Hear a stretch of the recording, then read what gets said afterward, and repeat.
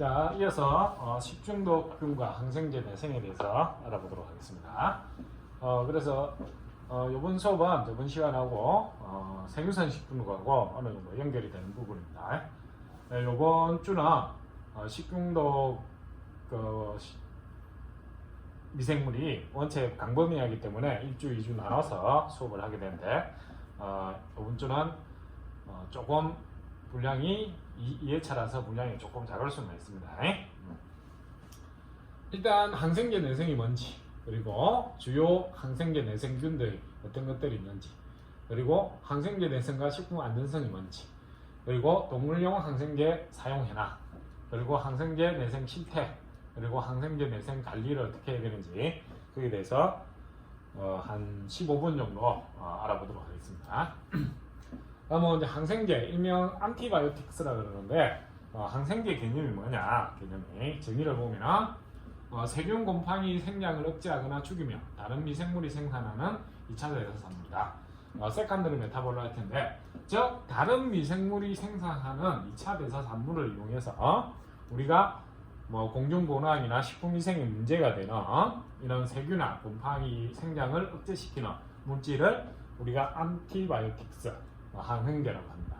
그래서 보통은 곰팡이를 죽일 때는 세균을 이용을 하고, 그 다음 세균을 죽일 때는 곰팡이에서 생성된 세컨더리 메타볼라이트를 보통 이용을 합니다. 그래서 최초에 우리가 항생제라고 하면 잘 알다시피 페니실린입니다. 페니실린. 1927년 알렉산드라 펠린이라는 사람이 처음 페니실륨 속에 균에서 처음 분리해서 보고를 했습니다. 그때 페니실린 세균이 공중보건상 위생상 문제가 되는 균을 하나 배치를 시키고 페니실린 곰팡이를 키우다 보니까 세균의 생중이 억제되더라. 여기서 착안해서 이제 알게 되었습니다. 그래서 이 물질을 분리를 하고 최종 명령을 페니실린 속에서 분리됐다고 해서 페니실린이라는 항생제 이름을 짓게 되었습니다. 그래서 이거는 폐렴 등 질병 치료에 사용되었고, 그 다음에 인류의 질병과 전쟁사를 바꾸게 됩니다. 첫 1차 세계대전 때 실제적으로 총이나 이런 데 맞아서 적사한 사람도 있지만 대부분 적사하지 않은 사람들은 2차 오염, 그러니까 소위 말하는 폐혈병균이나 이런 균들이 감염이 돼서 그것들이 폐혈증을 일으켜서 보통 죽게 되었습니다.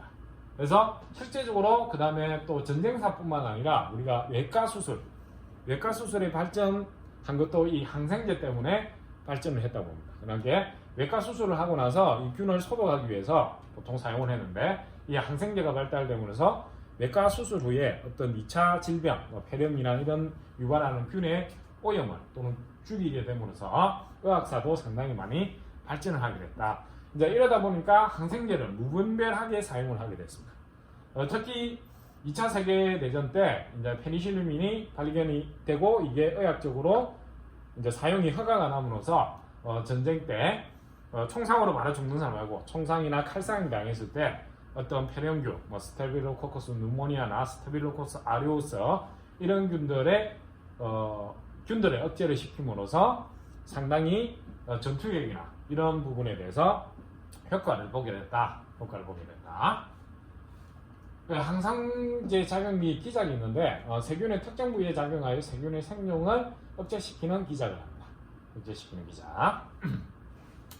그래서 주요 항균제, 즉 항생제의 작용 부위 및 기작을 보면은 첫 번째 디옥실리보 핵산선회에서 일명 DNA 겔라제라고 하는 효소인데, 이 효소는 뭐냐면은 DNA를 복제를 할 때 이중나선 구조로 풀어주는 역할을 합니다. 그걸 억제하는, 즉 그 효소를 억제함으로써 이중나선 구조가 풀리지 않기 때문에 복제가 일어나지 않게 하는 항생제라고 보면 됩니다. 거기는 날릭산 또는 노로블릭산, 노보비오신 등이 있습니다.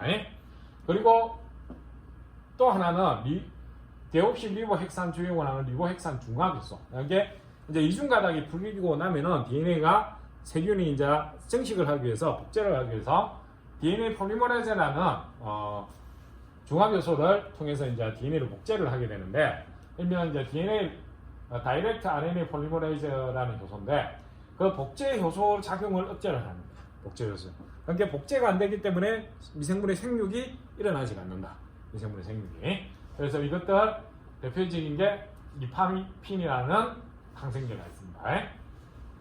다음 두 번째, 이제 복제가 되고 나서 맨 마지막 메커니즘에 보면은 우리가 DNA 유전 정보를 담고 있는 게 이제 RNA로 전사되고 단백질을 합성하게 되는데 실제 모든 생체 내의 일들은 단백질이 일을 합니다.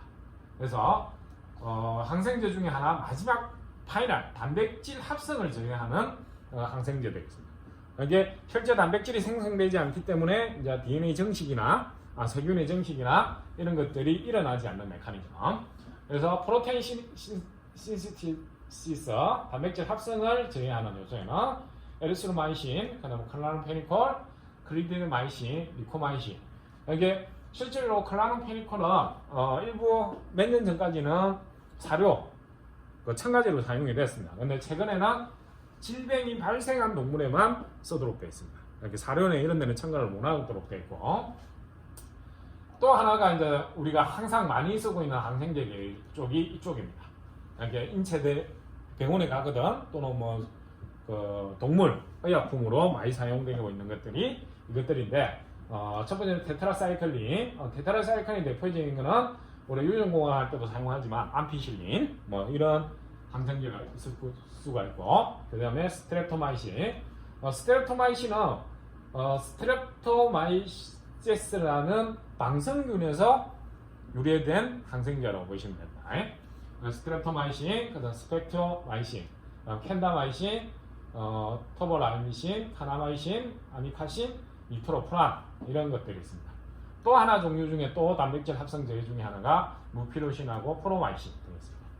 그리고 이제 여기 실제적으로는 메커니즘 보면은 첫 번째가 DNA 자체를 DNA 합성이나 복제를 저해하는 항생제가 있고, 그다음에 두 번째는 단백질 합성을 저해하는 항생제가 있고, 세 번째는 원형질막, 이게 세균의 원형질막을 직접적으로 파괴하는 항생제들이 있습니다. 그래서 사이토플라즈믹 멤브레인 스트럭처를 파괴하는 효소에는 폴리믹신이라는 이거는 바실러스 또는 페니바실러스 폴리믹사는 균에서 분리한 항생제입니다. 이런 폴리믹신 항생제가 있고, 그 다음에 이제 보통 우리 생체 대사 중에 제일 중요한 게 엽산 대사라고 있습니다. 폴리에시드 메타볼리즘이라고 하는데 이 엽산 대사를 억제하는 거. 여기는 트리메토피림이나 설포아마이드 이런 항생제들이 있어요. 이게 그 다음에 이제 또 하나가 중요한 게 세포백 합성을 저해하는, 세포백 합성에 관련 효소를 저해하는 또는 세포백 자체의 합성을 저해하는 효소가 있습니다. 셀월 신스테이스를 저해하는 항생제로서 시클로셀민, 반코마이신, 바시트라이신, 페니실린, 페니실린 대표적으로 세포백 합성을 저해하는 항생제라고 보시면 됩니다. 그 다음에 세르팔로, 스르프닌, 모노박틴, 카바테닌. 그러면 지금 현재로 많이 쓰고 있는 항생제가 뭐냐? 대부분 다 사용합니다. 세포백 합성이나 원형질막을 막거나 단백질 합성. 그런데 많이 분포하는 것은 단백질 합성을 저해하는 항생제가 대부분 많이 분포를 한다. 그래서 그러면 이제 항생제가 기적의 이야기라고 불렸습니다. 처음에. 그러니까 2차 세계대전에 어떤 전쟁사를 바꿀 정도로 이 항생제가 대단히 유용하게 쓰게 됐는데, 또한 의료계에서 어떤 외과 수술의 획기적인 발전에 기여한 공로도 있습니다. 항생제가. 그 다음에 세균에 의한 감염성 질환 이런 것들에 의한 치료에 상당한 많은 기여한 부분이 있는데, 그게 아주 기적의 약이 이제 독이 돼서 돌아오는 현상이 되게 됐습니다. 그걸 우리가 뭐라 그러냐면 안티바이오틱 리스탄스라 해서 항생제 내생이라고 합니다. 항생제 내생. 그래서 세균이 항생제 작용에 저항하는 힘을 갖는 현상을 항생제 내생이라고 한다. 즉 이제 세균이 언제까지 자기가 당할 수가 없어. 자기도 살아남기 위해서 이제 항생제에 대한 내생균들이 출현을 하게 되는 겁니다. 항생제를 써도 듣지 않는 균들.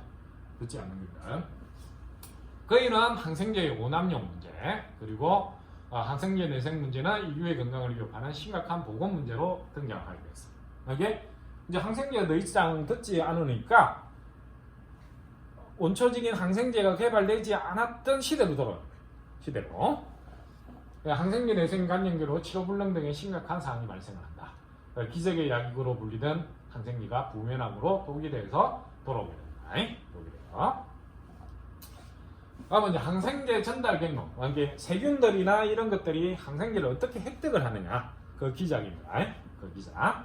그래서 일반적으로 플라스미드 세균은 염색체, 이렇게 사람으로 치면 염색체, 핵 안에 염색체, 자기 복제가 가능한 염색체 말고도 따로 아주 작은 복제가 가능한 부분이 있는데 그걸 일명 뭐라 그러냐면은 플라스미드라고 합니다. 플라스미드. 그래서 플라스미드는 내생DNA가 플라스미드 전달 시 함께 이동을 하게 됩니다. 그래서 이 플라스미드에 보통 항생제 내생을 획득하는 유전자가 있습니다. 왜냐? 유전자 크기가 작기 때문에 진화가 빠르다. 진화가 바이러스죠. 그래서 내생 유전자는 또는 플라스미드의 트랜스포션에 흔히 존재합니다. 생물학 시간에 배웠겠지만 트랜스포션은 뭐냐면은 점핑 유전자라고 합니다. 원래는 없었는데 이게 점핑을 해가지고 크로모좀 상태나 이런 쪽에 내생을 획득하는 유전자들이 획득이 될 수 있습니다. 트랜스포션 유전은 1960년대에 여자 과학자가 처음 발견을 했습니다. 어디서 발견했냐면은 옥수수에 보면은 옥수수의 색깔이 보통 노랗습니다. 그죠? 노란데, 희거나 노란데 어떤 거 보면 색깔 중에 그런 거 있죠. 뭐 보라색을 띈다든지 이런 것들이 있습니다. 그건 그 유전자 서열에 노란색을 띄는 게 아니고 트랜스포션이 끼어들어가지고 보라색을 띄게 하는. 그래서 일종의 베니체입니다. 베니체. 못 먹는 건 아니고. 그래서 거기서 처음에 트랜스포션을 발견하게 됐습니다. 그 다음에 인테그린, 제조합에 의해서 내생자 유전자를 획득한다. 그래서 내생 전파에 중요한 역할을 합니다. 이렇게 미생물들이 접합을 하거나 이렇게 해서 인테그레이터, 유전자를 제조함으로써 내생 유전자를 획득을 하게 된다. 그 다음에 한 개의 프로모터가 여러 개의 유전자를 발현하게 된다. 그래서 항생제 종류에 따른 미생물 유전 인자를 보면 일단 침투성 감소, 그 다음에 항생제 불화, 그 다음에 항생제 작용 부위 변이, 그 다음에 내생 생학 경로 발달, 그 다음에 유출, 뭐 이런 것들이 있습니다. 이게 실제적으로 침투성 감소, 항생제가 들어오려고 그러는데 작용을 하기 위해서는 세포 내로 항생제가 들어가야 되는데 이걸 못 들어오게 하는 거예요. 그 다음에 항생제 불화는 들어왔어. 하지만 항생제가 항생제 역할을 못하도록 분해시켜버리는 거예요. 분해시켜버리는 거예요. 그 다음에 항생제 작용 부위 변화. 이게 항생제가 RNA 폴리머레이즈나 뭐 아까 말했던 단백질 합성 효소 부분이나 유전자 부분이나 이런 쪽에 작용을 해야 되는데 이것들을 작용 부위를 배미시키면서 이걸 작용을 못하도록 하는 항생제가. 그리고 내생생학로, 생학경로. 이게 이제 항생제 내생을 갖도록 새로운 패스웨이, 생학 바이오케미칼 패스웨이를 만드는 겁니다. 그 다음 유출, 항생제가 들어왔어. 침투를 못하게 하는 것도 있지만 이제 들어왔으면 어떻게 항생제를 내뱉는 거, 다시 밖으로 분출시키는 거, 분출시키는 이런 식으로 항생제 관련된 유전자가 발달하게 됩니다. 그래서 보통 항생제, 침투성 감소, 페니실린, 항생제 불화, 페니실린, 클로람페니콜, 뭐 아미노 글루코사이드, 에스로스마이신, 리파마이신, 스트레프토마이신 뭐 이런 쪽이 있는데 여기 내생 유전자 보면 크로모좀 DNA 또는 플라스미드 또는 크로모점 뭐 이런 식으로 해서 내생 유전자가 어디에 획득되어 있는지 어떤 데는 세균의 염색체에 있는 경우도 있고 어떤 경우는 플라스미드 유전체 안에 이 내생 유전자를 획득하는 경우도 있습니다. 그래서 관련 미생물은 뭐 페니실린 같은 경우는 슈도모나스 에리기노사 일명 녹록균이라고 그러죠 우리가 보건유인체만. 그다음에 엔트리박터. 그다음 페니실린 같은 경우는 최초로 항생제 내생이 보고가 된 게 이 스테빌로코커스 아우레우스라는 개입니다. 스테빌로코커스 아우레우스. 역시 클로람페니콜도 그렇고 그다음에 아미도 글루코사이드 이런 식으로 해서 항생제 내생균들이 상당히 많이 획득이 되어 있다. 그래서 항생제 내생 기작을 보면은 이 그림입니다. 아까 말했던 세포백을 합성을 제외하든지 또는 DNA 자체의 작용을 제외하든지 단백질 합성을 제외하든지 또는 원형질막 생성을 제외하든지 이런 기작들이 있습니다. 그래서 첫 번째 세포백 합성을 제외하는 거 뭐 클라스리닌, 닥티로신, 뭐 라파민, 뭐 글리코펩타이드 이런 항생제들이 있고, 그다음에 아까 우리가 DNA 대사에서 중요한 중과 단계인 폴릭 애시드라는 물질이 있는데, 이 폴릭 애시드 메타볼라이즘을 저해하는 항생제들, 그리고 뭐 셀 멤브레인, 역시 세포벽 멤브레인 세포막 원형질막 행성을 저해하는, 그리고 DNA 리플리케이션에 관계되는 거, 그 다음에 얘는 DNA 복제고, 그 다음에 DNA 합성, 복제에서 합성을 관여하는 요소를 제외하는 거, 라이파마이신, 그 다음에 단백질 합성을 관여하는 것들, 이렇게 나눌 수가 있습니다. 이렇게. 다음은 항생제 내생 위험인데, 실제적으로 동물, 환경, 식품, 산업 간의 연결고리에서 내생균이 확산이 된다. 그러니까 처음에는 뭐에 주로 많이 사용했냐면 사람 의료 치료에 많이 사용을 했습니다.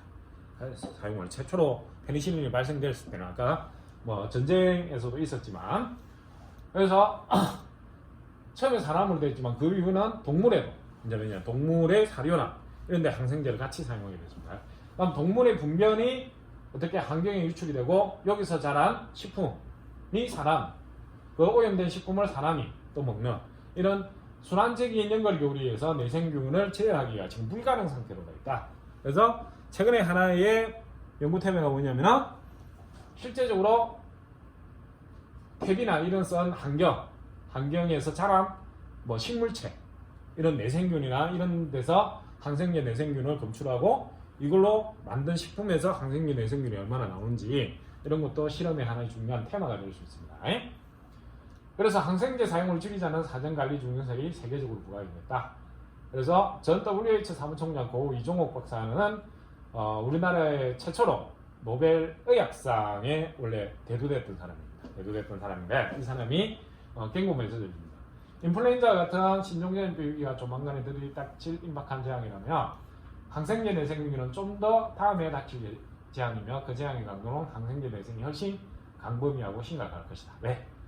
우리가 이제 치료제를 항생제를 개발했는데, 항생제 내생을 획득한 균들이, 간염성 질환들이나 이런 균들이 많아지면 이제 항생제로 치료를 할 수 없다는 거지. 항생제로. 그래서 WHO 2000년대 모든 간염 질환 중 항생제 내생균 원인 사망수가 최고조에 이르고 있다. 그래서 WHO에서 2011년 항생제 내생의 해로 정하기도 했습니다.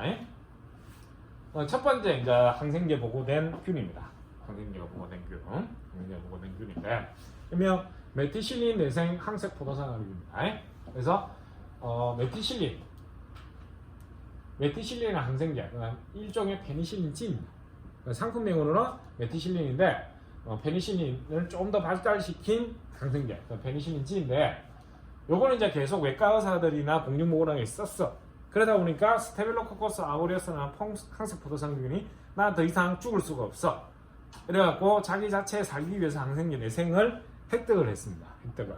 획득을 했는데, 그걸 뭐라고 하냐면은, 우리가 메티실린, 이 항생제 이름 따서 메티실린 저항하다, 리스탄트, 스테빌로코커스 아우레우스라고 해서 일명 MRSA 균이라고 합니다. 뭐 우리 지역 사회도 이 MRSA 균은 상당히 많이 분포가 되어 있습니다. 분포가. 그래서 내생 스테빌로코커스 아우레우스의 간염 치료용으로 개발된 페니실린 제제다.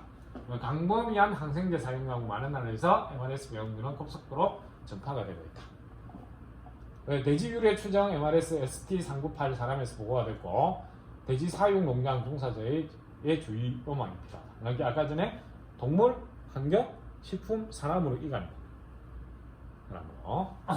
그래서 메티실린 항생제 내생. 두 번째 이제 방코마이신입니다. 장알균이라 해서 엔테로코커스 균의 항생제를 행사합니다. 그래서 VRE라고 합니다. VRE. 방코마이신 리스탄트 엔테로바트라 해가지고, VRE 검출은 국내 임상에서는 증가 추세에 있다. 국내 가축에서도 VRE 검출이 높아지고 있다. 그래서 이거는 방코마이신 계열인 아포파신이라는 항생제를 계속 씀으로써 VRE가 증가를 하고 있다는 결과입니다. 그래서 유럽에서는 사전 예방 조치로 가축에서 아포마신을 사용을 전면 금지하고 있다. 사료나 이런 데 사용을 하는 거. 인수공용 항생제로 사료 첨가제 사용 시 금지 추세로 지금 되고 있습니다. 그 다음에 이제 항생제 내생이 세계적으로 식품 안전 이슈가 되는 이유는 살모넬라, 캄빌로박터 식품에 흔히 분류되는 주요 식품독균인데 이것들도 3세대 세파스폴린 처방에 의해서 내생균이 점점 더 증가하고 있다. 그래서 어릴 때는 이제 듣지 않는 균들이 출현할 것이다. 출현됐죠. 그걸 뭐라 그런다? 어떤 항생제도 듣지 않는 세균을 슈퍼박테리아라고 합니다. 슈퍼박테리아. 그래서 식품경로 푸드체인 항생제 내생 유전자 전달로 운영이 된다. 그러면 식품이나 동물과의 직접 접촉, 항생제 내생균이 사람에게 전파가 되어 있습니다. 특히 컴비언 애니멀, 일명 반려동물 관리의 문제가 대두되고 있습니다. 그래서 항생제 사용률을 보면은 선진국보다는 세계보건국에서 주저본 한국이 상당히 항생제를 많이 남용을 하고 있다. 동물 항생제 사용 용도입니다. 일반적으로 질병에 걸린 동물의 치료용, 질병 예방용, 가축의 생량 전진용, 그로스 프로모팅을 해서 가축을 빨리 키우기 위해서 쓰는 항생제들입니다. 그래서 지금 동물, 환경, 사람 이런 식으로 가축과 사람에 이양되는 가축 항생제가 18개인데 이게 항생제 내생 박테리아로 사람한테 이양이 될 수가 있다. 그래서 WHO 세계보건기에서는 동물 성장 촉진제 등의 항생제 사용 자제 권고, 그 다음에 동물 성장 촉진제 사용을 금지한 덴마크를 본받을 것을 권유하고 있습니다. 그리고 우리나라 수의사는 처방제 미시형 문제, 이게 처방제를 쓰지를 않는다는 거예요. 그래서 얼마만큼 항생제를 많이 쓰고 있다는 걸 몰라요. 그 다음에 자가치료 이런 쭉 해갖고 우리나라 2008년 기준 축산물 1톤에 생산되는 항생제는 0.54kg다. 그런데 2011년부터 우리나라도 사료에는 이제 전면적으로 항생제를 못 쓰도록 법안이 통과돼서 시행이 되고 있습니다. 그래서 che약청과 농식품부의 적극적인 정책 관리로 2005년 정점으로 동물 항생제 사용률과 내생률은 감소 추세에 있다. 추세. 하지만 아직까지 문제가 되고 있다.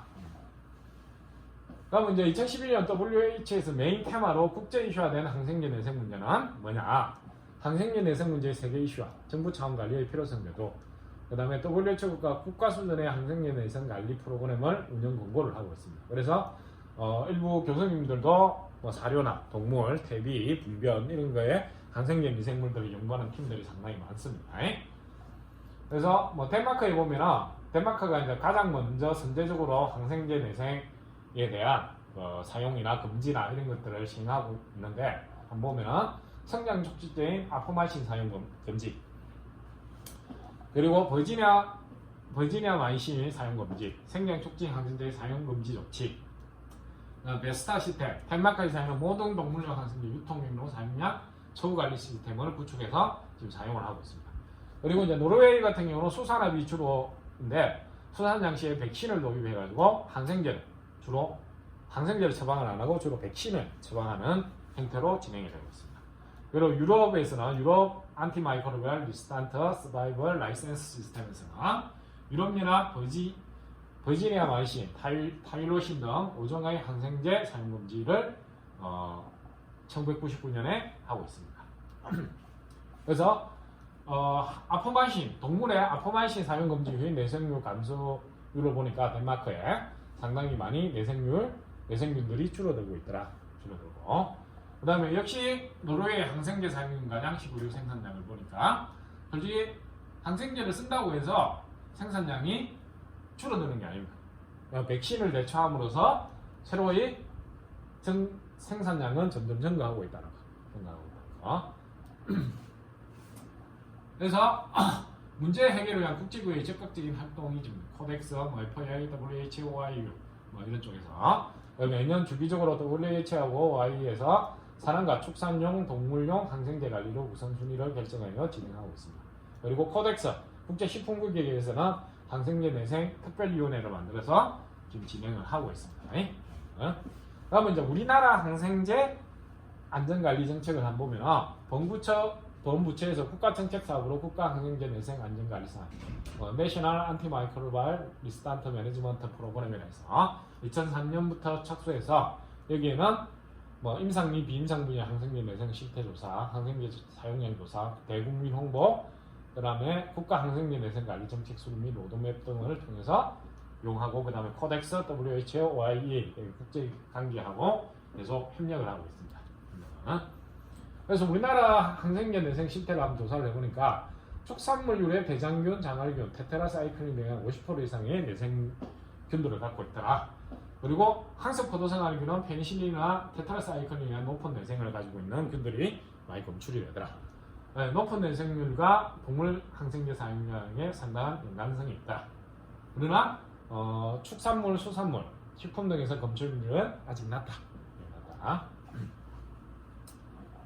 그래서 연도별 항생제 내생률 실태 조사를 보면은 뭐 대장균 또는 축장, 항생포도생활균, 대장균, 항생포도생활균 해서 2005, 2006, 2007, 2008 이런 식으로 항생제 내생이 보고가 되고 있습니다.